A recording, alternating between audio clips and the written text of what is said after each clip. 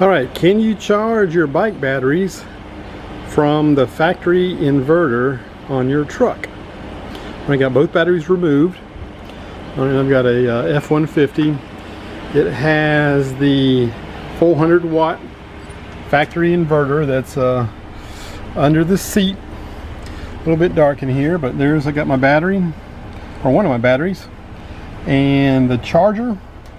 So let's see if we can charge. I'll get that. Oh, that's bad. Come down. You just can't see back here. But I'll plug it in.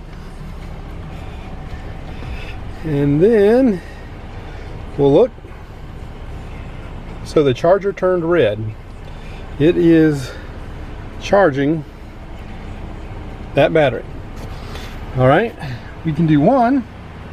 Can we do two? Let's go up front to my other socket. Alright, there is my other battery, and I'm going to plug this into my other charge socket,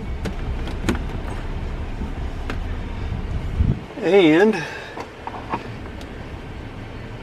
oh, it turned red for a second, cut back out. It's just green, it's red, it's green. So no, it will not do both at once, but it will do one. Unplug that and go back, and the one is charging.